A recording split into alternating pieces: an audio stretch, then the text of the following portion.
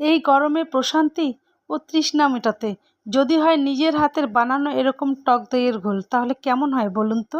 আসসালামু আলাইকুম ভিউয়ার্স, আজ আমি শেয়ার করছি আপনাদের সামনে আমি যেভাবে টক দইয়ের ঘোল বানাই।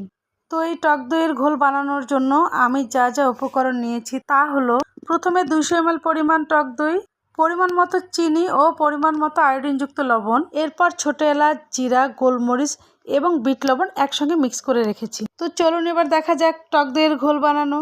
তো দইয়ের ঘোল বানানোর জন্য আমি নিয়েছিলাম বড় একটি কাচের বাটি, যেটাতে আমি 1/2 লিটার পর্যন্ত দইয়ের ঘোল বানাতে পারবো।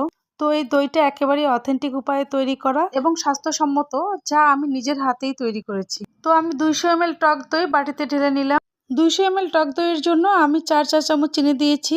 আপনারা চাইলে আপনাদের পরিমাণ মতো আপনারা চিনি দিতে পারবেন। এরপর আমি চিনিগুলো হ্যান্ড মিক্সার দিয়ে ওই দইয়ের মধ্যে খুব ভালোভাবে মিক্স করে নিব। আপনারা